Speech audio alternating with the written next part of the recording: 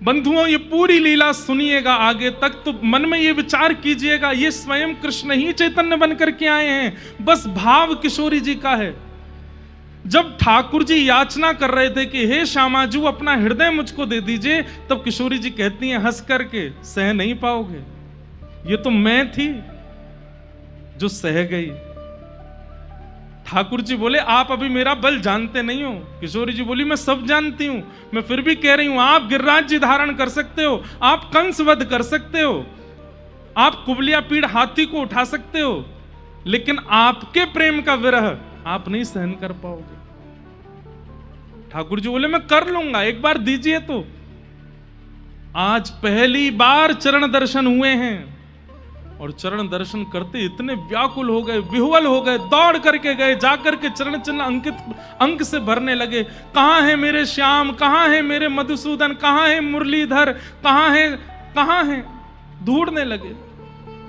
शरीर कंपायमान होने लगा, नेत्रों से अश्रु अविरल धारा गिरने लगी, नेत्र ऊपर को चढ़ गए, और आप ढूंढते ढूंढते ढूंढते गिर पड़े। इतने में ही वहां माधवेंद्रपुरी दास के एक शिष्य ईश्वरपुरी जी विराज रहे थे।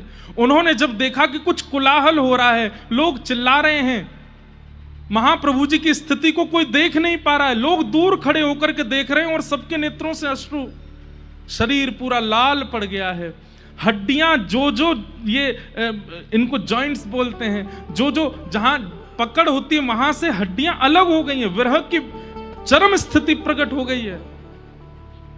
छोटे छोटे बच्चे वो क्या जाने कि कैसे संभालना है, कोई पैर मल रहा है, कोई हाथ मल रहा है, और आप बस हे हरि हे हरि, हे कृष्ण हे कृष्ण हे कृष्ण, कहां हो। जैसे गोपियां व्याकुल हुई थी, जैसे किशोरी जी व्याकुल हुई थी, वैसे व्याकुल हो गए। अचानक से आप उठ करके खड़े हो गए, दौड़ने लगे, किस दिशा में है वृंदावन, मैं जाऊंगा श्री कृष्ण के पास, जाकर के उनको अपने अंग में भर लूंगा। और आप जैसे ही उस पर्वत से वृंदावन की ओर दौड़ने लगे, इतने में ही सामने से ईश्वरपुरी जी आ गए। आपने आकर के उनको अंक में भर लिया, आप निकल करके भागने लगे, लेकिन पकड़ लिया और सब बच्चों को बोला जल्दी आओ। सब बच्चों ने आकर के चैतन्य महाप्रभु के हाथ पकड़े, पैर पकड़े, और ईश्वरपुरी जी महाराज गाने लगे, प्रणत देहि नाम पाप कर्षणम। बच्चों से बोले गोपी गीत का गान करो। अरे इनके अंदर कृष्ण प्रेम का भाव जागृत हुआ है, गोपी गीत गाओ तभी शांत होंगे। जयति तेधिकं जन्मना ब्रजः श्रयत इंदिरा सस्मदत्रहि दयित दृश्यतां दिक्षुतावक स्त्वयि धृता सब स्वां विचिन्वते। जब सब बालक मिलकर के गोपी गीत का गान करने लगे, आपका स्वर धीमे धीमे शांत हो गया, और धीमे धीमे स्वर शांत हुआ, और उन बालकों की स्वर लहरी में आप भी गाने लगे, एक विरहणी गोपी बन गए, और नेत्र खोल करके कहने लगे वहां है श्याम सुंदर, वो बैठे हैं वृक्ष के ऊपर, अरे वहां नहीं है, वो तो कोई पक्षी है, अरे उधर बैठे हैं कृष्ण, वहां बैठे हैं। जैसा विरह गोपियों को और श्री किशोरी जी को, वैसा विरह चैतन्य महाप्रभु को होने लगा। थोड़ी देर तो आप शांत रहे, लेकिन जैसे ही गोपी गीत विश्राम हुआ, गोपी गीत के विश्राम होते पुनः भावावेश आ गया, फिर से दौड़ने लगे। तुरंत ईश्वरपुरी जी बोले बच्चों इसके आगे के श्लोक आते हैं जहां पर ठाकुर जी प्रकट हो जाते हैं, उस श्लोक का गान करो। तुरंत सबने मिलकर के गाया, ताशामाविर्भूत सौरी स्मयमाय मुखाम्भुज, ताशामाविर्भूत सौरी स्मयमाय मुखाम्भुज, पीतांबरधर श्रगवी साक्षान् मन्मथ मन्मथ। और जैसे ही कहा कि श्याम सुंदर गोपियों के विरह रुदन गीत को सुनकर के पीतांबरी पहन करके प्रकट हो गए हैं, आप दोनों भुजा उठा करके वहीं तमाल वृक्ष का उसके तरफ दौड़ करके गए और मेरे श्याम सुंदर आ गए, हृदय से लगा करके रुदन करने लगे और रुदन करते करते वहीं मूर्छित होकर के गिर पड़े।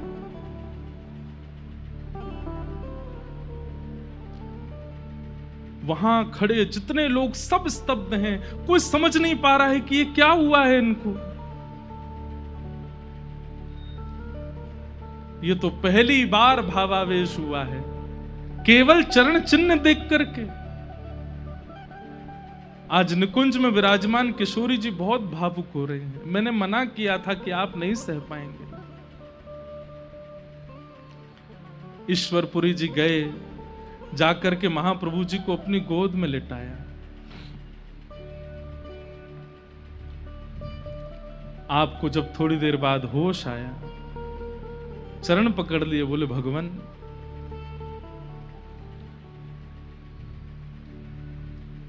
अब मुझे आप कृतार्थ कीजिए, मुझे दीक्षा प्रदान कीजिए, मुझे कृष्ण मंत्र दे दीजिए, मुझे अब एक सहारा दे दीजिए जिसके आश्रय में रह करके मैं कृष्ण को भजता रहूं। आप ही मेरे गुरु हैं, कृपा कीजिए। तब आपने कानों में कृष्ण मंत्र दिया, गोपाल मंत्र दिया और मंत्र देकर के आपको दीक्षित कर दिया। आप दोनों भुजा उठा करके वहीं नृत्य करने लगे, वहीं आनंदित होने लगे, वहीं भावावेश में आने लगे।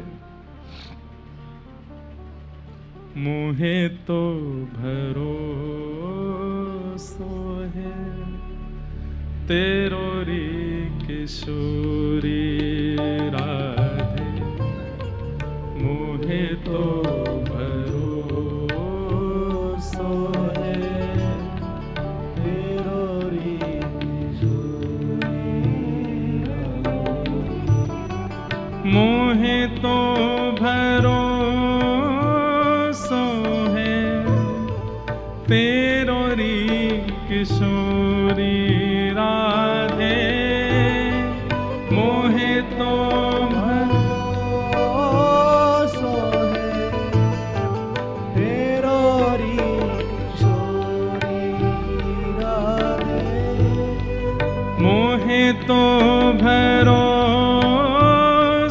है तेरो री किशोरी राधे, मोहे तो भरोसो है तेरो री किशोरी राधे, मोहे तो भरोसो है तेरो री किशोरी राधे, मोहे तो भरोसो है तेरो री किशोरी राधे।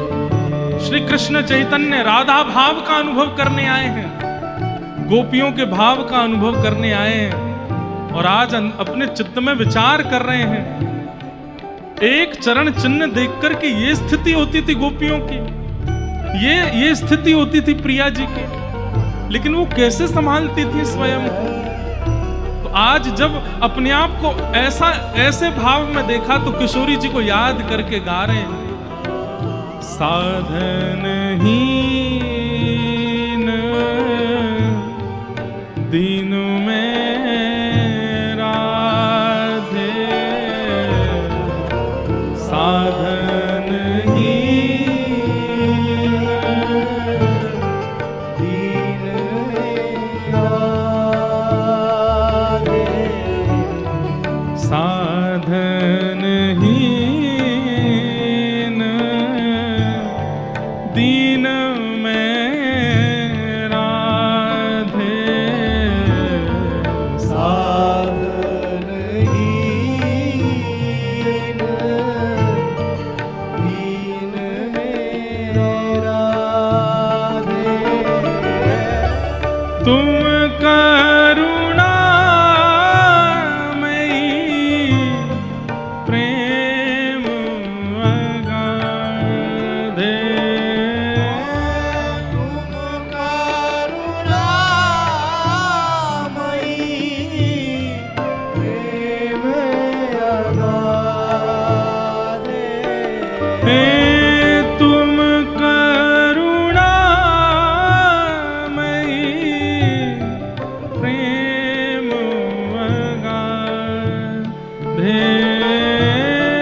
तुम करुणामयी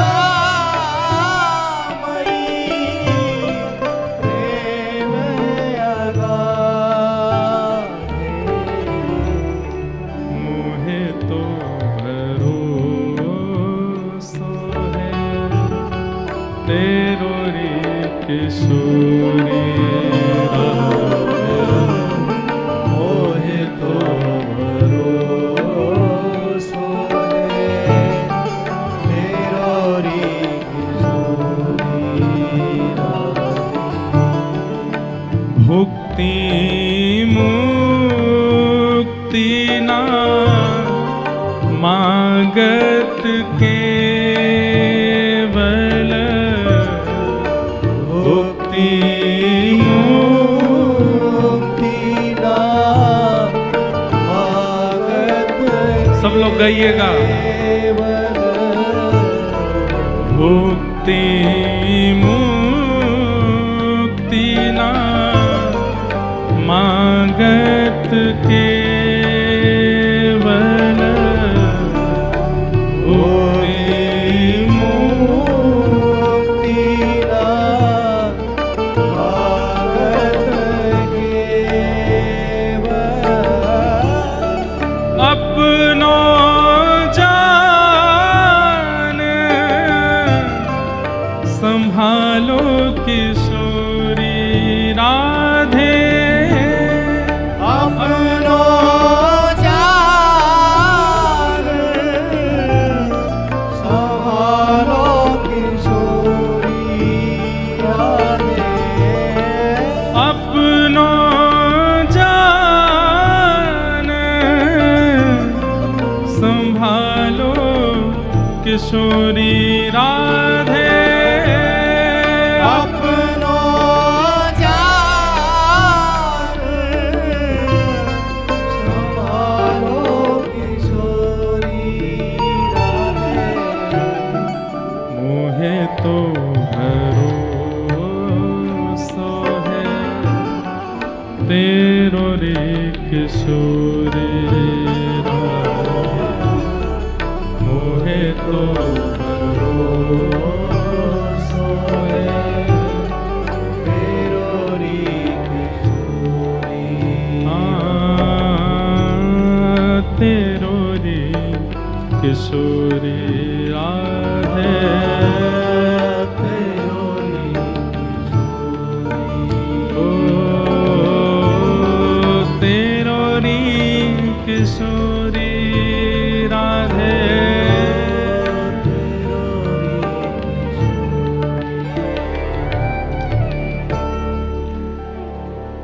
आपके मन में ऐसी भावना प्रकट हुई कि अब तो मैं वृंदावन जाऊंगा,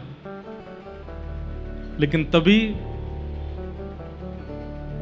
आकाशवाणी हुई और वो केवल महाप्रभु जी को सुनाई दी, और उसमें आकाशवाणी ने आगे की संपूर्ण लीलाओं का उनको भाव बताया कि अभी वृंदावन नहीं जाना है, अभी उससे पहले आपको कई जीवों पर कल्याण करना, क्योंकि आप वृंदावन जाएंगे तो फिर लौट करके नहीं आ पाएंगे।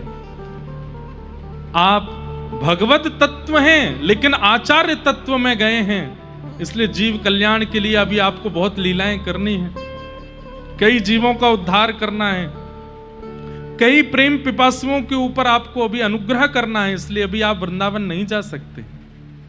कृपा करके अभी आगे की लीला संवरण करें। और यहीं से पंडित राज गौरांग अब भक्त राज हो गए। पंडित राज थे पहले इतने चंचल थे और अब उतने ही गंभीर, उतने ही सरल, उतने ही एक बात हम आपसे कहें, श्री गौड़िया वैष्णव परंपरा से अगर आप दीक्षित हैं तो आपके स्वरूप में कुछ हो चाहे ना हो, लेकिन एक चीज का दर्शन होना चाहिए, विनम्रता। क्योंकि श्री गौरांग महाप्रभु के भाव में विनम्रता है। अगर दूर से ही विनम्रता का दर्शन हो जाएगा तो सामने वाले को ये विचार करना पड़ जाए, ये निश्चित ही गौड़िया होगा, भले तिलक ना दिखे उसका, उसकी विनम्रता से अनुभव हो जाए कि ये गौड़िया वैष्णव है। ये महाप्रभु जी के भाव में है। वैसे तो ये विनम्रता हम केवल गौड़ियों को ही क्यों कहें, सारे आचार्यों के अनुयायियों के अंदर विनम्रता होनी चाहिए, सरलता होनी चाहिए, दीनता होनी चाहिए, पर विशेष रूप से विनम्रता हमारे गौड़िया वैष्णवों में होनी चाहिए। अत्यंत दीन हो गए महाप्रभु जी। आप लौट करके आए, जिस स्थिति में गए थे और उस स्थिति में जब बालक नहीं लौटता है, सब लोग इधर देखिए, ध्यान से सुनिए कथा, मां को कितनी वेदना होती है। आप जैसे ही लौट करके आए तो क्या देखती हैं कि विद्यार्थी दो कंधे पर हाथ लेकर के चल रहे हैं। अभी उम्र क्या है, 20 साल के हैं बस।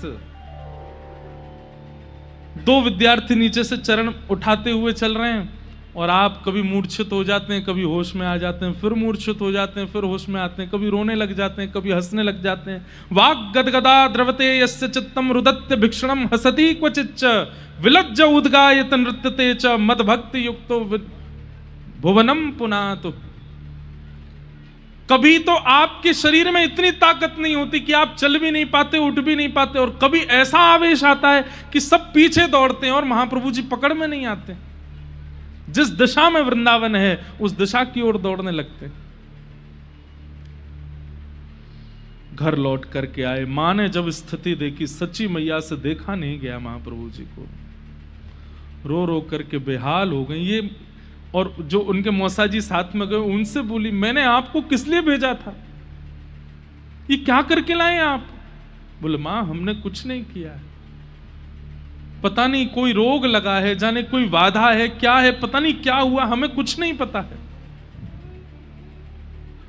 सच्ची मैया की तो ये हालत। विष्णु प्रिया जी निकल करके आती हैं और वे जब देखती हैं आंगन में बच्चे लेकर के बैठे, मानो जैसे कोई केवल देह पड़ा है, उसमें प्राण नहीं है। आकर के जब देखती हैं नेत्र लाल पड़ जाते हैं, रुदन करने लगती हैं, बड़े संकोच में पूछती हैं, ये ठीक तो है ना? बच्चे कहते हैं, हाँ श्वास चल रही है, थोड़ी देर पहले आवेश में आए थे लेकिन अभी नहीं पता है। आप बड़े धीमे से चलना। अच्छा, विष्णु प्रिया जी के बारे में सुनो। जब महाप्रभु जी तीर्थ यात्रा के लिए गया जी जा रहे थे तो मां से तो आज्ञा ली, और मां के बाद जब अपनी पत्नी के पास गए तो बोले, अभी हमारे विवाह को 3 महीने हुए हैं, पर गृहस्थाश्रम में आने के बाद पत्नी की आज्ञा भी आवश्यक होती है, आप आज्ञा दें मैं तीर्थ यात्रा पर जाऊं। तो ये सुनते ही वो चरणों में गिरे, बोले कि आप बिल्कुल ये विचार ना करें, आपको मुझसे जीवन में कभी किसी आज्ञा की आवश्यकता नहीं है, आप मेरे प्राणनाथ हैं, मेरे जीवन धन है, आप जो सोचेंगे जो करेंगे सब मुझे स्वीकार है, लेकिन मैं आपसे एक आज्ञा चाहती हूं। तो महाप्रभु जी कहते, क्या? बोले, मैं आप जितने दिन बाहर रहेंगे उतने दिन में अन्न सेवन नहीं करूंगी, और जब आप लौट करके आएंगे और आप अन्न सेवन करेंगे, आपका उच्छिष्ट, उसके बाद मैं अपना व्रत खोलूंगी। महाप्रभु जी बोले, नहीं देवी ऐसा नहीं, ये इसकी आज्ञा बस आप मुझे दें। महाप्रभु जी ने आज्ञा दी और फिर 2-3 नियम बताए। बोले, सुनो, कृष्ण उपासना करना, राम उपासना करना, नृसिंह भगवान की उपासना करना, सब उपासना पद्धति बताने लगे। तो विष्णु प्रिया जी बोली, कृष्ण कौन है? बोले, परमात्मा, नंद जी के लाला, आदि आदि सब बता। बोले, मेरे लिए तो आप ही कृष्ण है। राम कौन है? बोले, मेरे लिए तो आप ही राम हैं। मैं तो आपको ही पर ब्रह्म मानती हूं और मेरे लिए ब्रह्म आप है। मैं तो केवल गौर गौर भजूंगी, मैं तो केवल आपको भजूंगी। और आज जब गौरांग महाप्रभु लौट करके आए हैं तो उनकी पत्नी की स्थिति, वो देख नहीं पा रही हैं उनके रूप को। तभी आपको होश आता है और आप होश में आकर के जैसे ही बैठते हैं ढूंढने लगते हैं, कहाँ है श्याम सुंदर, कहाँ है मधुसूदन, अभी कन्हैया यहीं थे ना पास में, कहाँ चले गए? अपनी मैया से कहते हैं, अरे मैया तू बता कहाँ है? सच्ची दौड़ करके आती हैं, हृदय से लगाती हैं, गौरांग आप कौन हैं? और जब ये बात पूछते हैं कि आप कौन हैं, सच्ची मैया तो व्याकुल हो जाते हैं। यहां दूर बैठी विष्णु प्रिया जी तो और भाव व्याकुल हो गई कि कहीं मुझे ना भूल गए हूं, मेरा तो आश्रय ही है।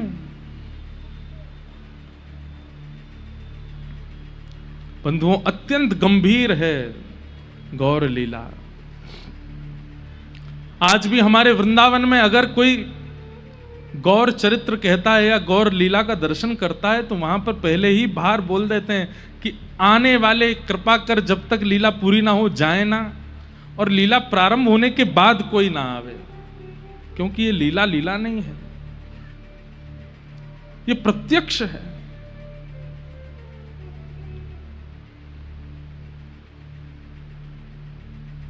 चैतन्य महाप्रभु जब जब भाव समाधि में गए, कोई औषधि काम नहीं कर पाई, कोई वैद्य काम नहीं कर पाया, केवल एक ही औषधि थी और वो था नाम महामंत्र। बस मंत्र गाया जाता था, उसी से ही वे स्वस्थ होते थे। और यही गोपियों की स्थिति है। आप अगर चैतन्य चरित्र सुन रहे हैं तो आप एक प्रकार से ये कह सकते हैं कि कृष्ण विरह में विहरणी आप ब्रजवासियों के चरित्र को सुन रहे हैं। एक साथ लाखों ब्रजवासियों के हृदय का भाव श्री चैतन्य महाप्रभु के अंदर दिखेगा आपको। ब्रजवासी भी ऐसे ही थे, वे भूल जाते थे। जब से ठाकुर जी मथुरा गए वे भूल जाते, हमारा घर कहाँ है, हमारी मैया कौन है। कई बार तो मैयाएं रोती डोलती, हमारो लाला हमें ही भूल गए हो। 2 दिन बाद उस बालक को याद आता मेरी मां कौन है। कृष्ण विरह ऐसा था। गदाधर जी आए, चैतन्य महाप्रभु उनसे बोले, सुनो मुझे स्नान ध्यान करना है, प्रसाद पाने से पहले स्नान करना है। सच्ची मैया बोली, लाला मैं तेरे लिए प्रसाद बनाई हूं, तू पाएगा ना। माँ ऐसे नहीं, अभी मैं स्नान करने जाऊंगा उसके बाद पाऊंगा। अभी होश में आ गए और आप गदाधर जी के कंधे पे हाथ धर के गंगा स्नान के लिए जाने लगे। बीच रास्ते में ही भावावेश आ गया और वहां कहने लगे, तुम मुझे वृंदावन लेकर के जा रहे हो ना, ये सामने यमुना जी है ना। लेकिन गदाधर, यमुना का जल तो श्याम वर्ण का है, ये गौर वर्ण क्यों दिख रही है? अरे ये गंगा जी, ये यमुना जी नहीं है, ये कोई और नदी है। और कहीं ऐसा तो नहीं है वृंदावन नहीं? और फिर से रोने लग जाते, अरे ये तो वृंदावन है ही नहीं, ये तो यमुना जी है ही नहीं। यमुना जी कहाँ है, वृंदावन कहाँ है? मुझे वृंदावन लेकर के जाओ। और उठ करके फिर दौड़ने लगते।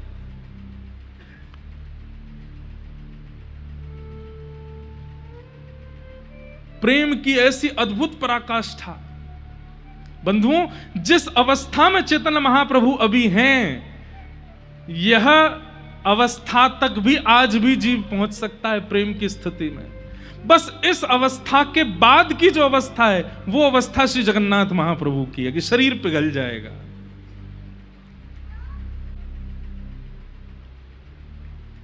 महाप्रभु जी स्नान किए, लौट करके आए, सब ठीक हैं। घर में आकर के जैसे शालिग्राम भगवान का अर्चन करने के लिए बैठे, शालिग्राम भगवान को देख के फिर भावावेश हो गया। अरे ये देखो श्याम वर्ण के कन्हैया ही तो हैं। हृदय से लगा करके फिर रोने लगे। बार बार ये ऐसी स्थिति होती, मायापुर के सारे लोग इकट्ठे हो गए हैं और सब वही चंचल निमाई, वही चंचल गौरांग को आज इस अवस्था में देख रहे हैं। सच्ची मैया बाहर जाती है, सबको हृदय, मेरे लाला को क्या हो गया, मेरे लाला को क्या हो गया। 2, 4, 5 दिन व्यतीत होने के बाद अब तो बातें बनने लगी। कोई कहने लगा कि गौरांग पागल हो गया है, उसकी बुद्धि में कोई हवा चली गई है जिसके कारण वो विचलित हो गया है। कोई कहने लगा, मां तुम्हारे लाला पर कोई प्रेत बाधा हो गई है। कभी कोई वैद्य आता है, कभी कोई झाड़ फूंक करने वाले आते हैं, दुनिया भर के लोग इकट्ठे हो रहे हैं, लेकिन कोई भी पहचान नहीं पा रहा है कि ये है क्या। और सच्ची मैया सब करती है, जो आकर के जो स्थिति बता जाता है वही करने लगती हैं। मेरो लाला कैसे भी ठीक है जाए। तब श्री अद्वैत प्रभु, जब उनके कानों में यह बात गई कि सब लोग ये चर्चा कर रहे हैं कि कोई बीमारी लगी है या कोई आदि व्याधि लगी है, तब आप दौड़ करके जाते हैं और सच्ची मैया के पास जाकर के कहते हैं, मैया ये कोई रोग नहीं है, ये कोई बाधा नहीं है, ये कोई प्रेत नहीं है। तो ये कृष्ण प्रेम की चरम स्थिति है मां। ये कृष्ण विहरणी भाव है, जिस भाव में आपका लाला है। बोले मैं कैसे मानूं इस बात को? तभी आप हरि बोल संकीर्तन करने लगे। तो जो चैतन्य महाप्रभु अति व्याकुल हो रहे थे, नाम संकीर्तन सुनते ही आप शांत हो गए। तब से ये नियम बन गया, जो भी महाप्रभु जी के पास जाते हैं केवल नाम गाते हैं, और वो नाम सुनकर के ही आप शांत होते हैं, नाम सुनकर के ही आप व्यवस्थित होते हैं। विद्यालय अब धीरे धीरे स्वस्थ हो गए तो पढ़ाने के लिए जाते हैं, लेकिन विद्यालय में जाकर के पढ़ा नहीं पाते हैं। वहां पर भी विद्यार्थियों के साथ नाम संकीर्तन करने लगते हैं। पोथी बांधी एक बार, फिर जीवन में दोबारा खोली नहीं, वो बंधी ही रही। केवल नाम आश्रित हो गए, नाम कहते हैं, नाम गाते हैं, नाम में ही जीवन है पूरा। ऐसे महाप्रभु जी की स्थिति हो गई। आगे जगन्नाथ मिश्र जी, महाप्रभु जी के पिताजी, उनके ही एक मित्र हैं, उनका नाम है श्रीवास। अद्वैताचार्य जी ने उनसे कहा कि तुम अपने यहां नाम संकीर्तन किया करो और श्री चैतन्य महाप्रभु के अनुगत्य में उस कीर्तन का भाव रखा करो। भावावेश की स्थिति अब थोड़ी समाप्त हो गई थी। आप भाव से वहां जाते और नाम संकीर्तन करते, लेकिन क्योंकि मुगल आक्रांता थे और वे मुगल किसी को नाम जप आदि और ये भक्ति भजन आदि सब करने नहीं देते थे, तो उनके भय के कारण कई लोग नाम संकीर्तन में नहीं आते थे। तो एक दिन सब लोगों को चैतन्य महाप्रभु ने बुला करके कहा कि आप लोग नाम संकीर्तन हम लोग यहां करते हैं, तुम क्यों नहीं आते हो? तब वे कहने लगे कि हमें भय लगता है कि कहीं कोई मुगल आक्रांत हमको मारे ना या कुछ कहे ना, हमारी रक्षा कौन करेगा अगर कल को हमारे ऊपर कोई बात आ गई तो।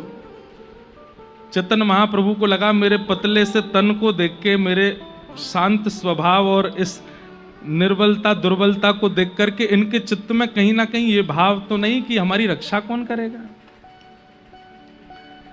तभी आपने संकीर्तन होते होते होते होते एक दिन नृसिंह बन करके सबको दर्शन कराया। बोले नृसिंह देव की। और सब देख करके आनंदित हो गए, साक्षात नृसिंह के रूप में प्रकट हो गए। थोड़ी देर में ही आप वराह बन गए और वराह नृसिंह दोनों रूपों का दर्शन करा के पुनः आप चैतन्य बन गए और सबके चित्त में विश्वास दिला दिया कि चिंता नहीं करो, अगर कल को नाम संकीर्तन भजन संकीर्तन में कोई बाधा आएगी तो हम नृसिंह रूप धारण करके उसका वध कर देंगे, लेकिन आपके भजन में विक्षेप नहीं आएगा। और इस भाव से और भीड़ जुटने लगी। पूरी मायापुरी एवं बंगाल के कोने कोने में चैतन्य महाप्रभु के नाम और उनके भाव और उनके प्रेम की स्थिति पहुंचने लगी। कई लोग तो उसको पाखंड समझते थे, कई लोग उसको कोई जादू समझते थे, क्योंकि दूर बैठ करके अपमान करने वाले भी जब चैतन्य महाप्रभु के सामने आते थे तो उनके मुख से भी हरि बोल हरि बोल हरि बोल अपने आप प्रकट हो जाता था, केवल दर्शन मात्र से। कोई परिवार के लोग कहते कि हमको चैतन्य महाप्रभु के पास जाना है, तो परिवार के लोग डांटते, कहां जाओगे, कोई पाखंडी बाबा है, किसके यहां जाना है। लेकिन वही परिवार के लोग जब अपने बालकों को लेकर के आते तो महाप्रभु जी की एक झलक पड़ते ही वे परिवार के लोग भी नाम संकीर्तन में उन्मत्त हो जाते थे। ऐसा आपका स्वरूप है।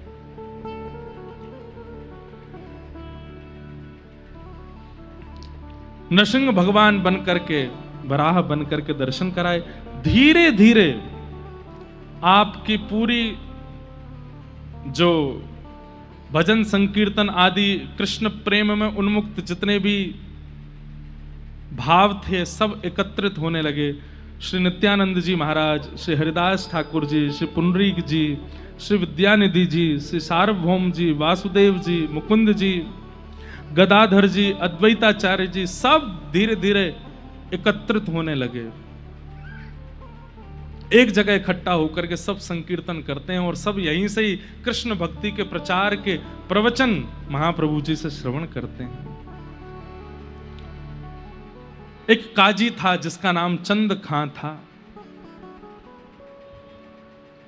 एक बार महाप्रभु जी के अनुगत्य में संकीर्तन भजन करने वाले एकांत में बैठ करके कीर्तन कर रहे थे कुछ लोग। तभी वहां काजी खां पहुंचा और उसने जाकर के उनके मृदंग तोड़ दिए, उनके कांसे आदि सब फेंक दिए और उन सब के केश पकड़ लिए। बोले आइंदा अगर मुझे कभी संकीर्तन की ध्वनि सुनाई दी तो मैं तुम्हें जीवित नहीं छोड़ूंगा। आपने जाकर के इस भाव को महाप्रभु जी के सामने कहा कि काजी खां है, वो हमको संकीर्तन नहीं करने देता है, हमको नृत्य आदि करते तो हमारे खोल आदि तोड़ देता है। महाप्रभु जी बोले सारे कीर्तनियाओं को इकट्ठा करो। सारे भक्त वैष्णवों को इकट्ठा किया, मृदंग लेकर के कांसा लेकर के हरिनाम संकीर्तन कर दो। बोले चलो। बोले कहां?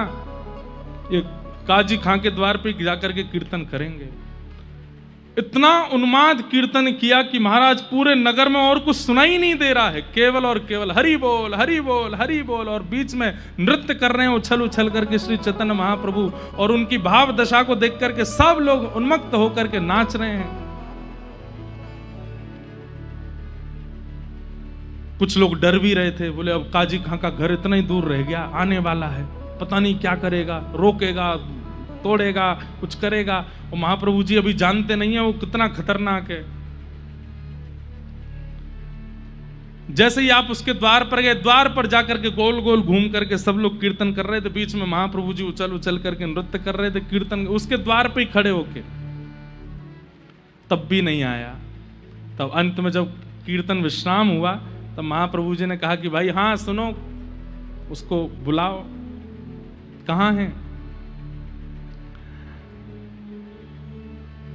काजी चंद खां जैसे ही बाहर आया, आकर के चरणों में गिर गया। बोले तुम एक बात बताओ, कुछ दिन पहले संकीर्तन हो रहा था, तुमने जाके वहां खोल फोड़ दिए, तुमने सबके कांसे आज से सब फेंक दिए, मंजीरा छीन लिए और डराया धमकाया सबको कि आज के बाद कीर्तन मत करना। बोलो जी प्रभु। आज क्यों नहीं किया? डर गए क्या? इतने सारे वैष्णवों को देखकर, और तुमको भय की क्या आवश्यकता? तुम्हारे पास तो इतनी सेना है, तुम चाहते तो आक्रमण करते।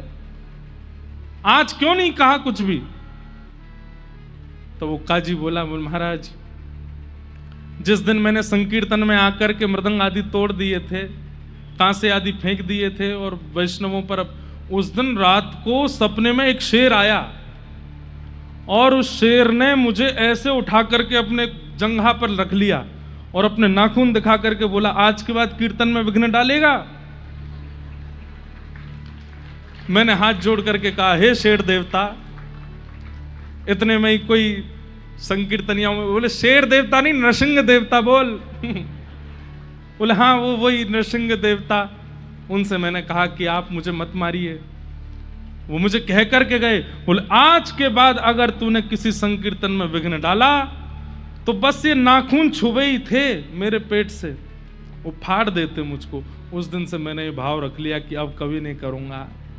चैतन्य महाप्रभु ने उसके सिर पर हाथ रखा, लाओ बीच में, और लेके महाराज कीर्तन जैसे ही किया, वो काजी खां भी दोनों भुजा उठा करके हरि बोल हरि बोल हरि बोल कीर्तन करने लगा।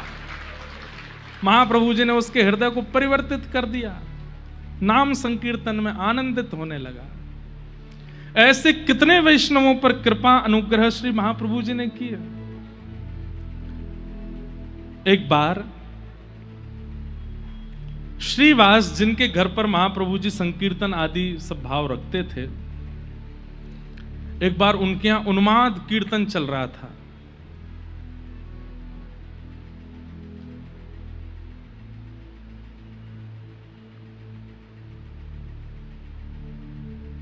उन्माद कीर्तन, सब नाच रहे थे, गा रहे थे, हरि हरि बोल बोल करके सब कीर्तन कर रहे थे। इतने में ही श्रीवास जी का पुत्र, वो बहुत दिनों से बहुत बीमार था और आज यहां उन्माद कीर्तन चल रहा था और वहां कक्ष में उसने अपने प्राण त्याग दिए। श्रीवास जी की पत्नी रोते हुए बाहर आई, तभी श्रीवास जी ने उसको देखा और देख करके तुरंत पत्नी को लेकर के भीतर गए। बोले क्या हुआ? हमारा पुत्र चला गया। जैसे ही पुत्र को देखा तो शरीर ठंडा पड़ा है, उसका शव पड़ा था। श्रीवास जी ने अपनी पत्नी को हृदय से लगाया, बोले कि तुमसे मैंने जीवन में कुछ नहीं मांगा, आज एक बात मांगू। बोले क्या? ये खबर बाहर नहीं जानी चाहिए। महाप्रभु जी कीर्तन कर रहे हैं, सारे वैष्णव भक्त वृंद मिलकर के हरिनाम संकीर्तन। अगर उन्हें पता चला कि हमारे घर में घटना हुई, अभी कीर्तन विश्राम हो जाएगा। कीर्तन विश्राम होगा तो हम विचार करेंगे क्या करना है। बाहर आओ, हंसती हुई आना, आंसू पोंछ करके आओ, रोना नहीं। पुत्र पड़ा है सामने मृतक स्थिति में, और उस समय श्रीवास ये कह रहे हैं। दोनों पति पत्नी अपने अश्रु पहुंच करके आए और बाहर निकल करके भुजा उठा करके कीर्तन करने लगे। केशव माधव हरि हरि बोल, केशव माधव हरि हरि बोल, हे केशव माधव हरि हरि बोल, केशव माधव हरि हरि बोल, हे मुकुंद माधव गोविंद बोल, माधव गोविंद बोल, हाँ मुकुंद माधव गोविंद बोल, मुकुंद माधव गोविंद बोल, हे केशव माधव हरि हरि बोल, ओ केशव माधव हरि हरि बोल, हाँ केशव माधव हरि हरि बोल, आ केशव माधव हरि हरि हे मुकुंद माधव गोविंद बोल। माधव गोविंद बोल, श्रीवास के यहाँ कीर्तन चल रहा है, महाप्रभु जी गा रहे हैं। आप सबकी भी धुन ऐसी होनी चाहिए कि आप भी महाप्रभु जी के संग गा रहे हैं। मुकुंद माधव गोविंद बोल, मुकुंद माधव गोविंद बोल, मुकुंद माधव गोविंद बोल, मुकुंद माधव गोविंद बोल, केशव माधव हरि हरि बोल,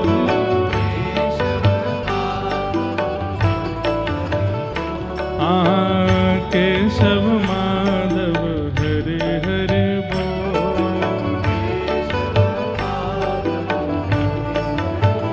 हे हरि बोल हरि बोल हरि बोल हरि बोल, हरि बोल हरि बोल हरि बोल, हरि बोल हाँ हरि बोल हरि बोल हरि बोल हरि बोल, हरि बोल हरि बोल हरि बोल हरि बोल, हे हरि बोल हरि बोल हरि बोल हरि बोल, बोल हरि बोल हरि बोल हरि बोल, हे हरि बोल हरि बोल हरि बोल हरि बोल, हरि बोल हरि बोल हरि बोल हरि बोल, हे हरि बोल हरि बोल हरि बोल हरि बोल, हरि बोल हरि बोल हरि बोल हरि बोल, हे हरि बोल हरि बोल हरि बोल हरि बोल, हरि बोल हरि बोल हरि बोल हरि बोल, हे मुकुंद माधव गोविंद बोल, मुकुंद माधव गोविंद बोल, हे मुकुंद माधव गोविंद बोल, मुकुंद माधव गोविंद बोल, ओ केशव माधव हरि हरि बोल, केशव माधव हाँ केशव माधव हरि हरि बोल, केशव सब कीर्तन कर रहे हैं, नाच रहे हैं, और अचानक ही श्री चैतन्य महाप्रभु के चित्त में अच्छा, आप सब खड़े होके नाच रहे थे क्या? बैठ जाओ,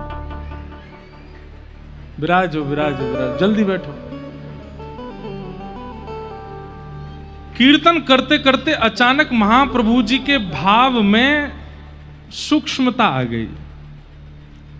महाप्रभु जी का नेत्र खुल गए, भावावेश नष्ट हो गया और आपकी दोनों भुजाएं सामान्य हो गई। और सामान्य होकर के आप बैठ करके विचार करने लगे, अभी तो इतना प्रेम उमड़ रहा था, इतना आनंद आ रहा था, इतना सुख मिल रहा था, ये अचानक से चित्त वृत्ति की स्थिति समाप्त क्यों हो गई? कोई अशुभ घटना घटी है आसपास। और आपने तुरंत सब लोगों को बैठाया, कीर्तन विश्राम किया। अचानक से सब उन्माद नृत्य कर रहे थे और अचानक से सबको बैठा करके आपने कहा, कुछ घटना घटी है समीप में, हमारी चित्त में जो प्रेम प्रकट था वो विश्राम हुआ है, कुछ तो हुआ है।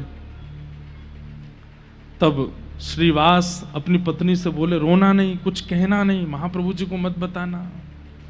लेकिन वो समाचार किसी को मिल चुका था और उसने धीमे से कहा कि हे महाप्रभु जी, श्रीवास जी के पुत्र का निधन हो गया है और वो कक्ष में उसका शव पड़ा है। महाप्रभु जी ने जैसी ये बात सुनी, तुरंत श्रीवास जी सामने खड़े थे, वो तो नाच रहे थे। श्रीवास जी को बुलाया, क्या ये बात सच है?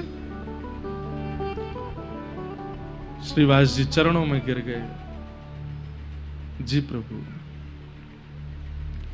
आपने तुरंत श्रीवास जी को हृदय से लगाया और कहा कि आज सच्चे नाम निष्ठ का हमें दर्शन हुआ है। हे श्रीवास जी, जो भी कोई संकीर्तन, जो भी कोई नाम भावुक आपका नाम स्मरण करेगा, आपको एक बार प्रणाम करेगा, उसके नाम का, उसका फल तत्क्षण उसको राधा माधव के दर्शन हुआ करेंगे। आपने नाम संकीर्तन और भाव संकीर्तन के भाव में कोई विक्षेप ना आ जाए, इसलिए अपने पुत्र की मृत्यु को छुपाया।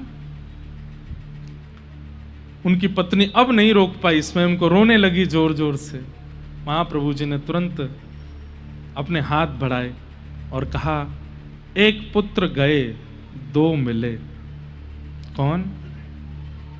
बोल, एक गौरांग और एक नित्यानंद।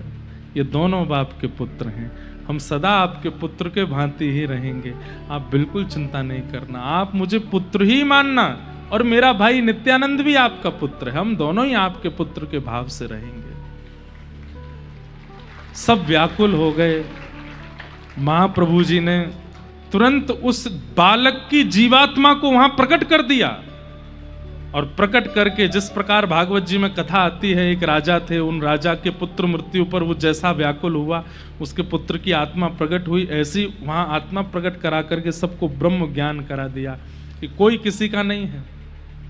इसलिए रुदन करना ये शरीर का धर्म है, स्वाभाविक है कि कोई अपना जाता है तो रुदन होता है, परंतु वास्तविकता में वो अपना है नहीं। इस पर खूब गूढ़ विवेचन महाप्रभु जी ने किया। महाप्रभु जी इस प्रकार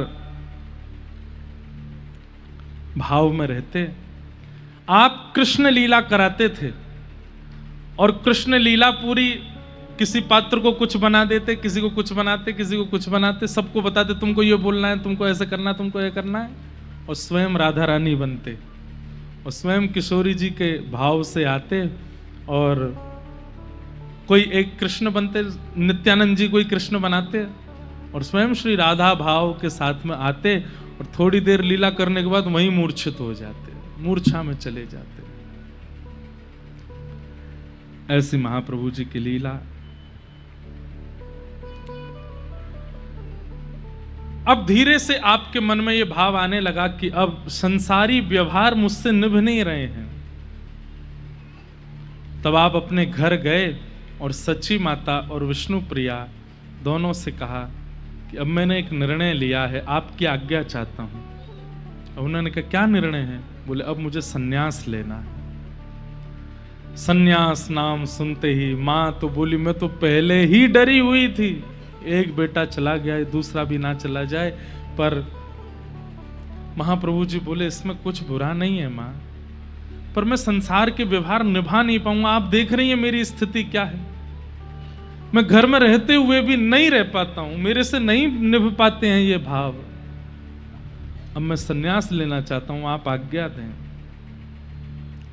सच्ची मैया तो बहुत व्याकुल हो गए, रुदन करने लगे। बार बार महाप्रभु जी हृदय से लगाते हैं। सामने विष्णु प्रिया जी हैं, परम पवित्र जीवन है उनका, वे तो इनकी आज्ञा के आगे कुछ बोलती नहीं है। महाप्रभु जी बोले आप भी आज्ञा करें। विष्णु प्रिया जी भावुक हो गए, बोली मैंने तो आज तक आपसे कुछ कहा ही नहीं, आप जिस इच्छा में रहते हैं वो इच्छा मेरी इच्छा रहती है। व्याकुल हुए सच्ची मैया और श्री विष्णु प्रिया जी, अद्वैतानंद जी आदि सबने आकर के उनको बहुत समझाया और श्री केशव भारती जी के पास आप गए और वहां जाकर के उनसे सन्यास दीक्षा ग्रहण की और सन्यास ले लिया। जैसे ही आपकी सन्यास दीक्षा हुई, अब एक बहुत सुंदर बात सुनिए। महाप्रभु जी बड़े सुंदर थे, ऐसे सुनहरे बाल और पीत वस्त्र जब आप पहन करके निकलते थे, आजान बाहु, लंबी लंबी भुजाएं आपकी, और जब आप अपने भवन से निकलते थे तो इतनी भीड़ चलती थी आपके साथ में। तो महाप्रभु जी को लगता था, जब वो कीर्तन कराते थे, इतने लोग नृत्य करते थे, महाप्रभु जी को लगता था कि ये सब वास्तव में कीर्तन के ही भाव में नृत्य करते हैं या ये केवल हमारे लटके झटके पर कहीं मोहित तो नहीं हो रहे हैं। अब महाप्रभु जी बैठते भी थे तो बैठने की भी उनकी जो पद्धति थी वो ही कईयों का चित्तहरण कर लेती थी। और कभी कभी चलते चलते जब अपने केशों पर हाथ फेरते तो कई लोग उसी भाव से आनंदित हो जाते। कहां तक कहें, उनके रों कूप के जो ये थे, ये भी गौर थे, ये भी सुनहरे थे। महाप्रभु जी कभी गंगा स्नान करके आते तो लोग बाग वनों में छुप करके अटारियों और कोई डाल पर बैठा, कोई कहीं बैठा, वहीं से देखते थे उनके रूप माधुरी को। आज महाप्रभु जी के मन में यह भी आया कि बहुत भीड़ हो गई है और स्वरूप की भीड़ ज्यादा है, प्रभाव की भीड़ ज्यादा है, थोड़ा इस भीड़ में भी देखें कितने रुकेंगे, कितने जाएंगे, कितने टिकेंगे। और महाप्रभु जी जब अपने समस्त केश भद्र करके और पूर्ण रूप से विरक्त हो गए, बगलबंदी पीतांबरी आदि सु पहनते थे, सब कुछ त्याग करके आज जब बिल्कुल सन्यास भेष में आए, लोग उनके उस रूप को देख करके नेत्रों से अश्रुपात करने लगे, क्योंकि ऐसा सौंदर्य था उनके रूप में। अभी भी सुंदर हैं, अभी भी सुंदर लगते हैं, अभी भी गौर सुंदर हैं, लेकिन जो रूप लावण्य था उसको देखकर किसी को तो उनके प्रति मां की, किसी को उनके प्रति पुत्र की भावना, किसी को उनके प्रति मित्र की भावना, किसी को उनके प्रति प्रियतम की भावना तक आ जाती थी। लेकिन एक क्षण भी त्याग करने में संकोच नहीं किया और सब कुछ त्याग दिया। और आज जब सन्यास रूप में आए थे तो महाप्रभु जी के वास्तविक भाव और संकीर्तन से जुड़े हुए जो लोग थे वे ही रुके। बाकी लटके झटके रूप आदि पर जो मोहित, वो सब धीरे धीरे वहां से प्रस्थान कर गए। महाप्रभु जी बोले अच्छा है, अब सच्चे हैं साथी में, और अब ऐसे ही आगे की यात्रा पर हम जाएंगे। और महाप्रभु जी अब विरक्त होकर के सन्यास लेकर के आगे यात्रा करेंगे। हमें तो आज भाव था कि महाप्रभु जी को जगन्नाथपुरी तक पहुंचाएं, पर अभी बीच में बहुत कथाएं हैं। और महाप्रभु जी जब जगन्नाथपुरी जाएंगे और जगन्नाथपुरी में जो लीला होगी, श्री महाप्रभु जी स्वयं जगन्नाथ ही हैं, जगन्नाथ जी से ही प्रकट हुए हैं, और जगन्नाथपुरी जब पहुंचेंगे तो फिर उनकी जो लीला का भाव आप लोग दर्शन करेंगे, जो श्रवण करेंगे, वो अद्भुत है, अत्याद्भुत है। इसलिए हमने लोकेश जी से कहा कि भाई अब हम चैतन्य चरित्र ही सुनाएंगे कथा के विश्राम तक, और जहां तक पहुंच जाए वहां तक कहने का प्रयास करेंगे। तो अभी जगन्नाथ लीला शेष है, उसका भी श्रवण करेंगे। वहां पर जाकर के रथ यात्रा होगी, गुंडीचा मार्जन लीला होगी, गंभीरा में ठाकुर जी जाएंगे, अलारनाथ जाएंगे, आदि आदि कई भाव अभी सब महाप्रभु जी के हम लोग सुनेंगे। एक बहुत सुंदर भाव है, बंगला भाषा में है, लेकिन हमको ज्यादा बंगला तो आती नहीं है। श्री नरोत्तम दास ठाकुर जी गाते हैं,